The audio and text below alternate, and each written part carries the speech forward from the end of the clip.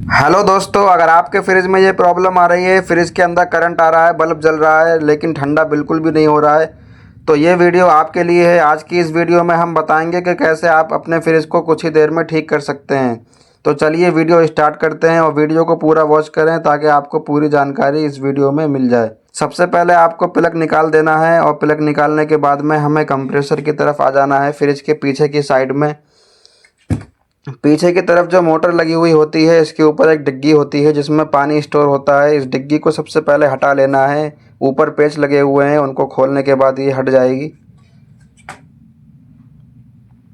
उसके बाद में कंप्रेसर के बराबर में ये छोटा सा जो ढक्कन लगा हुआ रहता है, इसके ऊपर जो पेच है, इस पेच को खोलकर ढक्कन को हटा लेंगे तो अंदर रिले ओवरलोड इसमें लगे हुए होते हैं। उन रिले ओवरलोड को हमें निकाल कर चेक करना है दोस्तों। तो ढक्कन इस तरीके से हट जाता है और यहाँ पर जो छोटे छोटे कंपोनेंट लगे हुए हैं, जो पिछली वीडियो में मैंने आपको रिले को चेक करना और रिले को चेंज करना बताया था, तो इस वीडियो में रिले के जो नीचे जो पार्ट लगा हुआ होता है, ओवरलोड रहता है, उसको चेक करना और चेंज करना बताने वाला हूँ। तो इस तरीके से पेचकस डाल के जब हम उसको बाहर की तरफ करेंगे तो वो दोनों आइटम बाहर को आ जाएंगे और ये हमारा जो जो पतला सा आइटम है ये ओवरलोड है और जो इसमें चौड़ा सा ब्लैक कलर का जो आइटम है वो रिले है। तो मल्टीमीटर से भी चेक करना बताऊंगा ओवरलोड को आप कैसे चेक कर सकते हैं। अगर आपके पास मल्टीमीटर नहीं है तो आप बिना मल्टीमीटर के भी कैसे चेक कर सकते हैं। तो मल्टीमीटर को बजर मोड पर सेट करना है। उसके बाद में मल्टीमीटर की एक मेन लीड को लगाना है। मेन लीड के एक पॉइंट पर लगाएंगे और बाकी जो दोनों तार हैं उन पे एक एक करके जब हम लगाएंगे तो उस पे जो हमारी मल्टीमीटर में रीडिंग आती है तो इसका मतलब एक वायर ठीक है। और दूसरी पिन पे लगाने के बाद जब दूसरे वायर पे लगाते हैं फिर रीडिंग आती है तो मतलब हमारी जो मेन लीड है वो सही है दोस्तों। अब इसके बाद में रिले को चेक करने के लिए हम मल्टीमीटर का जो एक वायर लगाते हैं वो रिले के पॉइंट पे लगाते हैं और दूसरा रिले के दोनों होल पे लगाते हैं बारी बारी। यहाँ भी रीडिंग आ रही है तो मतलब हमारा जो रिले है वो ठीक है। और ओवरलोड को जब हम इसी तरीके से चेक करते हैं तो यहाँ कुछ भी रीडिंग नहीं आती है, मतलब यह है कि ओवरलोड हमारा यहाँ पर ख़राब है दोस्तों।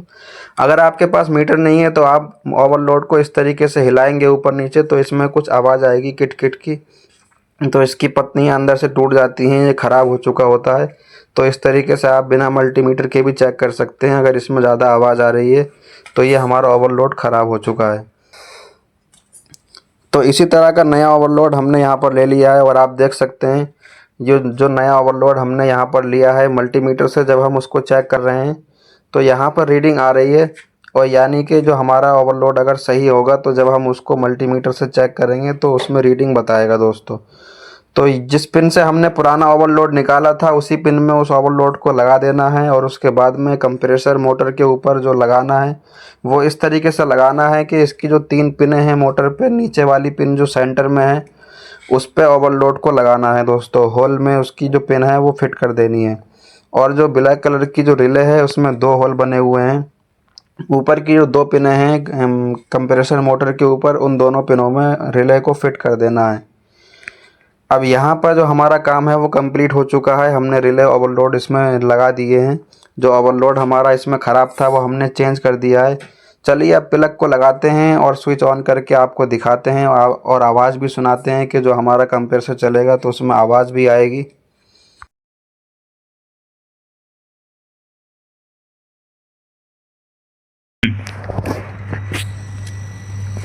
आप चलाइए।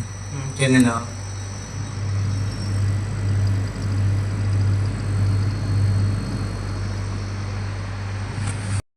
तो जो ओवरलोड ख़राब था उसको चेंज करने के बाद में हमने अपने फ्रिज को चालू कर दिया है और फ्रिज हमारा यहाँ पे चलने लगा है। इसमें आवाज़ भी आ रही है, मोटर अब चल रहा है और इसमें जो कूलिंग जो पहले जो नहीं हो रही थी तो वो समस्या भी ख़त्म हो चुकी है। अब ये हमारा कूलिंग भी करने लगा है।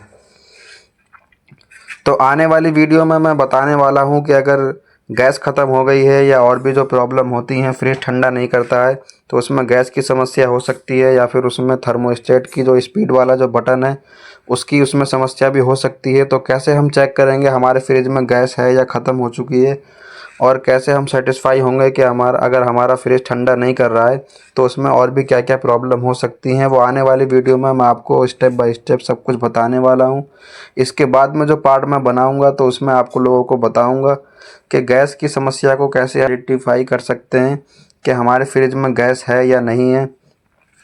उसके बाद में हमें इस ढक्कन को इस तरीके से लगा देना है। इसमें नीचे 2 लॉक होते हैं, उन 2 लॉक को जब हम नीचे की तरफ लगाएंगे 2 होल में और इसको इस तरीके से जब ऊपर को करेंगे तो इसमें ये फिट हो जाता है और नीचे जो पेच हमने खोला था उस पेच को लगा देना है। इसी तरीके से मोटर के ऊपर की डिग्गी लगा के भी 2 पेच उसमें कस देने हैं।